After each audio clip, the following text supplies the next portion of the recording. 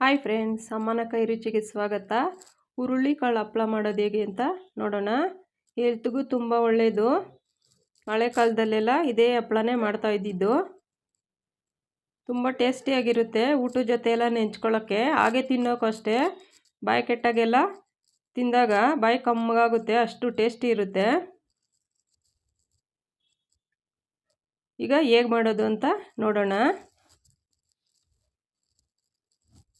ನೋಡಿ, ಮೊದಲಿಗೆ ಹುರುಳಿಕಾಳು ನಾನಿಲ್ಲಿ ಮೊಳಕೆ ಕಟ್ಟಿದ್ದೀನಿ.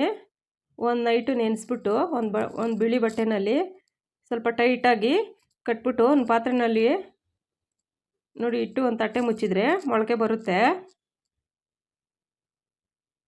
ನೀವು ಬಟ್ಟೆ ಇಲ್ಲಾಂದ್ರೆ ಹಾಗೆ ಪಾತ್ರೆಯಲ್ಲಿ ನೆನೆಸ್ಬಿಟ್ಟು ತಟ್ಟೆ ಮುಚ್ಚಿದ್ರೂ ಬರುತ್ತೆ. ನೋಡಿ, ಇಷ್ಟು ಬಂದರೆ ಸಾಕಾಗುತ್ತೆ. ನೋಡಿ, ಚೆನ್ನಾಗಿ ಬಂದಿದೆ. ಈಗ ಇದನ್ನು ಬಿಸಿಲಲ್ಲಿ ಒಣಗಿಸ್ಕೊಳ್ಬೇಕು.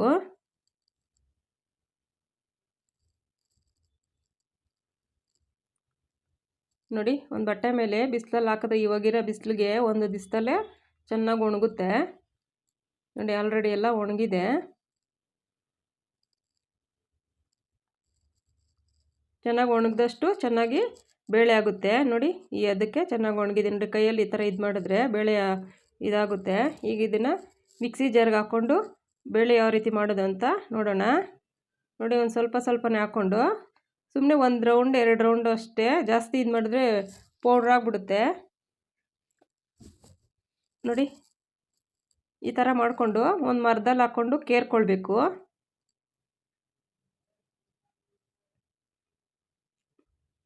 ನೋಡಿ, ಕೇರಿದ್ರೆ ಹೊಟ್ಟೆ ಎಲ್ಲ ಮುಂದೆ ಬರುತ್ತೆ ನೀಟಾಗಿ. ನೋಡಿ,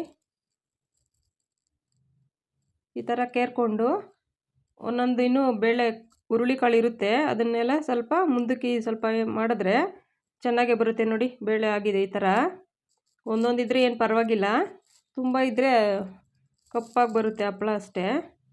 ನೋಡಿ, ಈಗ ನಾನು ಪೌಡ್ರ್ ಮಾಡಿ ಇಟ್ಟಿದ್ದೀನಿ. ನೋಡಿ, 1 ಕಪ್ಪಷ್ಟಾಗಿದೆ ದೊಡ್ಡ ಬೌಲಲ್ಲಿ. ಮತ್ತು ಅದರಲ್ಲಿ ಒಂದು ಚಿಕ್ಕ ಬೌಲಲ್ಲಿ ಉದ್ದಿನಬೇಳೆ ಹಿಟ್ಟು. ನಾವೆಷ್ಟು ಹುರುಳಿಕಾಳು ಹಿಟ್ಟು ತೊಗೊಂಡಿರ್ತೀವೋ ಉದ್ದಿನಬೇಳೆ ಅದರಲ್ಲಿ 1/4 ಭಾಗ ತೊಗೊಳ್ಬೇಕು, ಹುರುಳಿಕಾಳು ಹಪ್ಪಳ ಆಗಿರೋದ್ರಿಂದ. ನೋಡಿ, ಉದ್ದಿನಬೇಳೆ ಹಿಟ್ಟು ಮತ್ತು ಹುರುಳಿದು ಎರಡೂ ಹಾಕ್ತಾಯಿದ್ದೀನಿ. ಜೀರಿಗೆ 1 ಚಮಚ. ನೋಡಿ, ಇಲ್ಲಿ ಚಿಲ್ಲಿ ಫ್ಲೇಕ್ಸ್ ಇದು. ನಿಮ್ಮ ಖಾರಕ್ಕೆ ನೋಡಿಕೊಂಡು, ಹುರುಳಿಕಾಳು ಹಪ್ಪಳಕ್ಕೆಲ್ಲ ಸ್ವಲ್ಪ ಜೋರೇ ಇರಬೇಕು ಖಾರ. ಮತ್ತು ಮೆಣಸಿನ ಪುಡಿ ಮತ್ತು ಹಪ್ಪಳದ ಖಾರ ಒಂದು ಅರ್ಧ ಸ್ಪೂನಷ್ಟು ಹಾಕ್ತಾಯಿದ್ದೀನಿ. ರುಚಿಗೆ ತಕ್ಕಷ್ಟು ಉಪ್ಪು. ನೋಡಿ, ಒಂದು ಅರ್ಧ ಅಷ್ಟು ನಿಂಬೆಹಣ್ಣು, ಅದರಲ್ಲೂ ಒಂದು ಸ್ವಲ್ಪ ಹುಳಿ ಹಾಕ್ಕೊಳ್ತಾ ಇದ್ದೀನಿ. ಕೆಲವರು ಮಜ್ಜಿಗೆ ಹಾಕಿ ಕಲಿಸ್ತಾರೆ, ನಾನಿಲ್ಲಿ ನಿಂಬೆಹಣ್ಣು ರಸ ಹಾಕಿದ್ದೀನಿ. ನೋಡಿ, ಫಸ್ಟೇ ಈ ಥರ ಎಲ್ಲ ಮಿಕ್ಸ್ ಮಾಡಿಕೊಂಡು ಆಮೇಲೆ ನೀರು ಹಾಕಿ ಕಲಿಸ್ಕೊಳ್ಬೇಕು. ಈ ಹುರುಳಿಕಾಳು ಹಪ್ಪಳಕ್ಕೆಲ್ಲ ಖಾರ ಸ್ವಲ್ಪ ಮುಂದೆ ಇದ್ದರೆ ಚೆನ್ನಾಗಿರುತ್ತೆ. ಅಂದರೆ ತುಂಬ ಆದ್ರೂ ಘಾಟ್ ಥರ ಆಗುತ್ತೆ, ನೋಡ್ಕೊಂಡು ಹಾಕ್ಕೊಳ್ಬೇಕು. ಕಲರ್ ಬೇಕು ಅಂದರೆ ಚಿಲ್ಲಿ ಪೌಡ್ರ್ ಹಾಕೊಂಡ್ರೆ ಒಂದು ಸ್ವಲ್ಪ ಕಲರ್ ಬರುತ್ತೆ.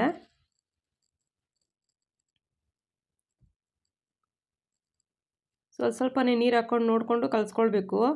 ತೆಳುವಾಗ್ಬಿಡುತ್ತೆ. ನಾವು ಚಪಾತಿ ಹಿಟ್ಟು ಅದಕ್ಕಿಂತ ಇನ್ನೊಂಚೂರು ಗಟ್ಟಿ ಕಲಿಸಿದ್ರೂ ಚೆನ್ನಾಗಿ ಬೇಯಬೇಕಾದ್ರೆ ಚೆನ್ನಾಗಿ ಬರುತ್ತೆ, ಅಂಟದಿರ.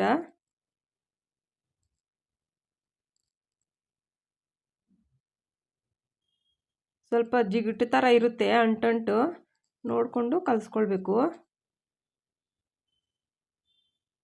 ಈ ಥರ ಕಲಸಿ ಒಂದು ನೈಟು ನೆನೆಯೋಕ್ಕೆ ಬಿಡಬೇಕು, ಹಾಗೆ ಚೆನ್ನಾಗಿ ಬರೋದು ಅದು ಹಪ್ಪಳ ನಾವು ಬೇಯಬೇಕಾದ್ರೆ.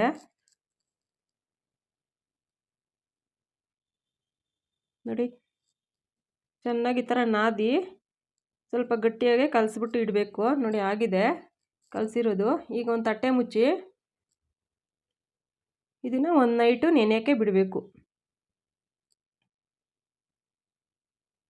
ನೋಡಿ, ಕರೆಕ್ಟಾಗಿದೆ. ಇದು ತೆಳುವು ಇಲ್ಲ, ಗಟ್ಟಿ ಇಲ್ಲ. ನಾವು ಬೇಯಬೇಕಾದ್ರೆ ಹಪ್ಪಳ ತುಂಬ ಚೆನ್ನಾಗಿ ಬರುತ್ತೆ ಈ ಅದಕ್ಕಿದ್ರೆ. ಅದೇ ಕಲಿಸ್ಬೇಕಾದ್ರೆ ಸ್ವಲ್ಪ ನೋಡಿಕೊಂಡು ಕಲಿಸ್ಕೊಳ್ಬೇಕು.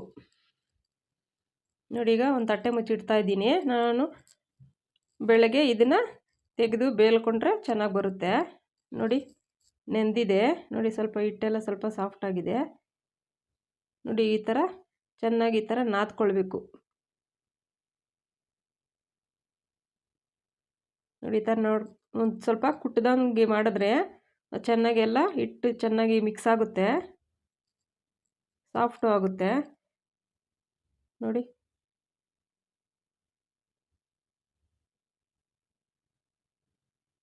ಒರಳು ಹಾಕಿ ಬೇಕಾದರೆ ಜಾಸ್ತಿ ಇದ್ದರೆ ಕುಟ್ಕೊಳ್ಬೋದು. ನಾನಿಲ್ಲಿ ನೋಡಿ ಈ ಥರ ಗುಂಡು ಕಲ್ಲದು ಇದಿರುತ್ತಲ್ಲ ಅದರಲ್ಲಿ ಈ ಥರ ಇದು ಮಾಡ್ತಾಯಿದ್ದೀನಿ. ಸಾಫ್ಟ್ ಆಗುತ್ತೆ ಈ ಥರ ಮಾಡೋದ್ರಿಂದ. ಇಲ್ಲಾಂದರೆ ಕೈಯಲ್ಲೇ ಚೆನ್ನಾಗಿ ಎತ್ತಿ ಹೊಡೆಯೋ ಥರ ಮಾಡಿದ್ರೆ ಆಗುತ್ತೆ ನೋಡಿ. ನಿಮ್ಗೇನಾದರೂ ಕೈಗೆ ಅಂಟುತ್ತೆ ಅಂದರೆ ಒಂದು ಸ್ವಲ್ಪ ಎಣ್ಣೆಕಾಯಿ ಥರ ಮಾಡ್ಕೊಳ್ಳಿ, ಜಾಸ್ತಿ ಎಣ್ಣೆನ ಉಪಯೋಗಿಸ್ಬೇಡಿ.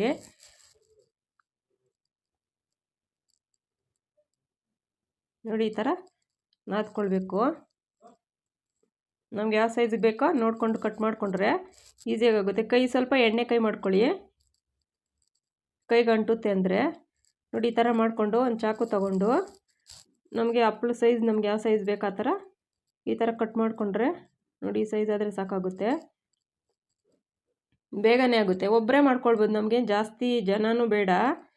ನಾವು ಮನೆಗೆ ಮಾಡ್ಕೊತೀವಿ 2-3 ಇರೋರಿಗೆ ಅಂದರೆ ಆರಾಮ್ಸೆ ಒಬ್ಬರೇ ಈ ಥರ ಮಾಡ್ಕೊಳ್ಬೋದು. ನೋಡಿ ಈ ಥರ ಉಂಡೆಗಳನ್ನ ನೋಡಿ ರೌಂಡ್ ಶೇಪಲ್ಲಿ ಈ ಥರ ಮಾಡಿಕೊಂಡು ಎಲ್ಲ ಒಂದೇ ಸರಿ ಮಾಡಿ ಇಟ್ಕೊಂಡು ಆಮೇಲೆ ಬೇಲ್ಕೊಳ್ಳೋಕ್ಕೆ ಈಸಿ ಆಗುತ್ತೆ ಒಂದೇ ಸರಿ ಮಾಡಿಟ್ಕೊಂಡ್ರೆ. ನೋಡಿ ಇದು ಅಷ್ಟೇ ಇಟ್ಟು ಆರಕ್ಕೆ ಬಿಡಬಾರ್ದು, ತಟ್ಟೆ ಮುಚ್ಚಿ ಇಟ್ಕೊಳ್ಬೇಕು. ನೋಡಿ ಇದು ಇಟ್ಟು ಅಷ್ಟೇ ಅದೇ ಥರನೇ ಕಟ್ ಮಾಡಿ ಉಂಡೆ ಮಾಡ್ತಾಯಿದ್ದೀನಿ. ನೀವು ಟ್ರೈ ಮಾಡಿ ನೋಡಿ. ಹುರುಳಿಕಾಳು ಹಪ್ಪಳ ತುಂಬ ಚೆನ್ನಾಗಿರುತ್ತೆ, ಆರೋಗ್ಯಕ್ಕೂ ತುಂಬಾ ಒಳ್ಳೆಯದು. ನೋಡಿ ಈ ಥರ ಉಂಡೆಗಳು ಮಾಡಿ ಇಟ್ಕೊಂಡು ಬೇಲ್ಕೊಳ್ಬೋದು ಒಂದೇ ಸರಿ. ನೋಡಿ ಇಲ್ಲಿ ಸ್ವಲ್ಪ ನಾನು ಇಲ್ಲಿ ಹುರುಳಿ ಇದೆ ಹಿಟ್ಟು ತೆಗೆದಿಟ್ಟಿದ್ದೆ ಫಸ್ಟೇ, ಇಲ್ಲಾಂದರೆ ಸ್ವಲ್ಪ ಮೈದಾ ಹಿಟ್ಟು ಹಾಕ್ಕೊಳ್ಳಿ, ಚೆನ್ನಾಗಿ ಬರುತ್ತೆ ನೋಡಿ. ತೆಳ್ಳಗೆ ಇದೇ ಥರನೇ ಲಟ್ಟಿಸ್ಕೊಳ್ಬೋದು. ಬೇಕಂದರೆ ನಿಮ್ಗೆ ಚೆನ್ನಾಗಿ ಶೇಪ್ ನೋಡೋಕ್ಕೆ ಚೆನ್ನಾಗಿರಬೇಕು, ಹಪ್ಪಳ ಥರ ಬರಬೇಕು ಅಂದರೆ ಒಂದು ಬಾಕ್ಸದು ಮುಚ್ಚಳ ಇಲ್ಲಾಂದ್ರೆ ಒಂದು ಬಾಕ್ಸ್ ಇರುತ್ತಲ್ಲ ಸ್ವಲ್ಪ ಶಾರ್ಪಾಗಿರೋದು, ಅದರಲ್ಲಿ ಈ ಥರ ಕಟ್ ಮಾಡಿಕೊಂಡ್ರೆ ತುಂಬ ಚೆನ್ನಾಗಿ ಬರುತ್ತೆ ನೋಡಿ. ಈ ಥರ ಕರೆಕ್ಟ್ ಸೈಜ್ ಇದೆ, ಹಪ್ಪಳ ಯಾವ ಸೈಜ್ ಇದೆ ಆ ಸೈಜ್ಗೆ ಬರುತ್ತೆ. ಈ ಥರ ಮಾಡಿಕೊಂಡ್ರೆ ಶೇಪ್ ಚೆನ್ನಾಗಿ ಬರುತ್ತೆ, ನೋಡೋಕ್ಕೂ ಚೆನ್ನಾಗಿರುತ್ತೆ ನೋಡಿ. ಈ ಥರ ಆ ಥರನೇ ಬೇಲು ಹಾಕೊಬೋದು, ಇಲ್ಲಾಂದರೆ ಈ ಥರನೂ ಮಾಡ್ಕೊಳ್ಬೋದು.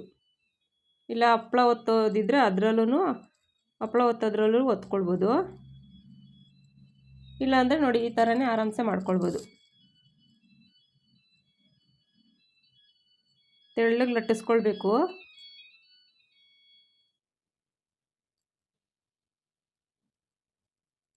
ನೋಡಿ ಈ ಥರ ಶೇಪ್ ಬೇಕು ಅಂದರೆ ಈ ಥರ ಕಟ್ ಮಾಡಿಕೊಂಡ್ರೆ ಬೇಗನೂ ಆಗುತ್ತೆ ನೋಡಿ. ಇದೇನು ಬೇಗ ಅಂಟೋದಿಲ್ಲ ಏನಿಲ್ಲ, ಬೇಗನೆ ಆರ್ಕೊಳ್ಳುತ್ತೆ ನೋಡಿ. ಈ ಥರ ಹಾಕ್ಕೊಂಡ್ರೆ ಒಂದು ಅರ್ಧವರೆಗೆಲ್ಲ ಒಂಥರ ಡ್ರೈ ಆದಂಗೆ ಆಗ್ಬಿಡುತ್ತೆ ನೋಡಿ, ಒಂಚೂರು ಅಂಟಲ್ಲ.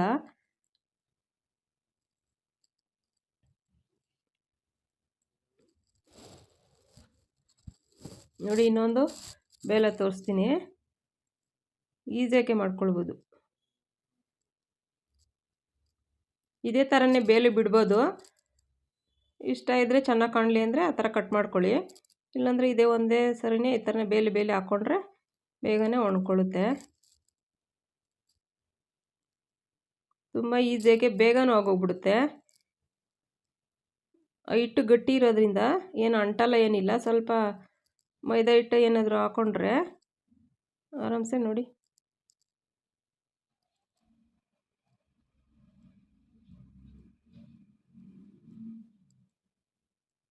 ಒಂದು ಕಪ್ಪಷ್ಟು ಹಿಟ್ಟು ತಗೊಂಡಿದ್ದು ನಾನು, ಇದಕ್ಕೆ 45 ಹಪ್ಪಳ ಆಗಿದೆ ನೋಡಿ, ತುಂಬ ಚೆನ್ನಾಗಿ ಬಂದಿದೆ.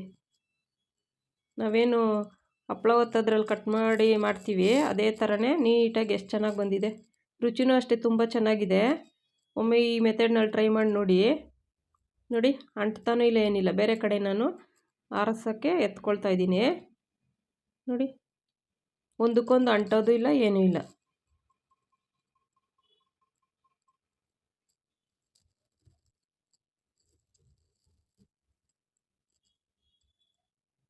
ತುಂಬ ಚೆನ್ನಾಗಿ ಬಂದಿದೆ. ಬಿಸಿಲಲ್ಲಿ ಒಂದು ದಿವಸ ಹಾಕಿದ್ರೆ ಸಾಕಾಗ್ಬಿಡುತ್ತೆ. ನೆರಳಲ್ಲಿ ಸ್ವಲ್ಪ ಹೊತ್ತು ಒಣಗಿಸ್ಬೇಕು. ಒಂದೇ ಸರಿ ಬಿಸಿಲಲ್ಲಿ ಹಾಕಿದ್ರೆ ಅದೆಲ್ಲ ಸರಿಯಾಗಿ ಒಂದೇ ಸ್ಟ್ರೈಟಾಗಿರಲ್ಲ. ನೋಡಿ, ಈ ಥರ ಮನೇಲೆ ಫ್ಯಾನ್ ಕೆಳಗಡೆ ಒಂದು ಸ್ವಲ್ಪ ಹಾಕ್ಬಿಡಿ. ಆನಂತರ ಸ್ವಲ್ಪ ಇದಾದಂಗೆ ಡ್ರೈ ಆದಂಗೆ ನೋಡಿ ಈ ಥರ ಆಗಿದೆ.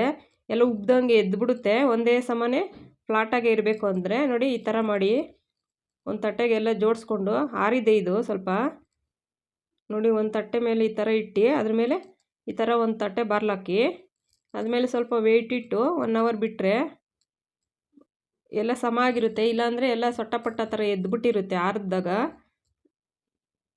ಈಗ ತೆಗೆದ್ಬಿಟ್ಟು ಆರಾಕಿದ್ರೆ ನೋಡಿ ಎಲ್ಲ ಆರ್ಕೊಂಬಿಟ್ಟಿದೆ. ಇದನ್ನು ತೆಗೆದು 1 ಅವರ್ 2 ಅವರ್ ಬಿಸಿಲಲ್ಲಿಟ್ಟರೆ ಚೆನ್ನಾಗಿ ಡ್ರೈ ಆಗಿಬಿಟ್ಟಿದೆ ನೋಡಿ. ಹಪ್ಪಳ ರೆಡಿಯಾಗಿದೆ, ಹುರುಳಿ ಹಪ್ಪಳ. ನೋಡಿ, ಈಗ ಕರಿಯೋಣ. ಬಾಣಲಿಲಿ ಎಣ್ಣೆ ಇಟ್ಕೊಂಡು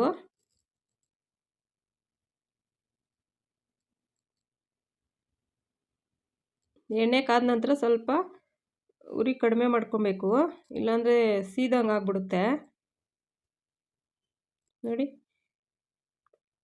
ಎಷ್ಟು ಚೆನ್ನಾಗಿ ಬರುತ್ತಾ. ಟೇಸ್ಟು ಅಷ್ಟೇ ತುಂಬ ಚೆನ್ನಾಗಿದೆ. ಹಳೆ ಕಾಲದವ್ರಿಗೆಲ್ಲ ಹುರುಳಿ ಹಪ್ಪಳ ಅಂದರೆ ತುಂಬಾ ಇಷ್ಟಪಟ್ಟು ತಿಂತಾರೆ. ಊಟದ ಜೊತೆ ಎಲ್ಲ ನೆಂಚ್ಕೊಳ್ಳೋಕ್ಕೆ ಎಲ್ಲ. ಹುರುಳಿಕಾಳು ಅಷ್ಟೇ ಆರೋಗ್ಯಕ್ಕೆ ತುಂಬಾ ಒಳ್ಳೆಯದು. ಏನು ಪ್ರಾಬ್ಲಮ್ ಆಗೋಲ್ಲ, ವರ್ಷಾನುಗಟ್ಟಲೆ ಇಟ್ಕೊಳ್ಬೋದು.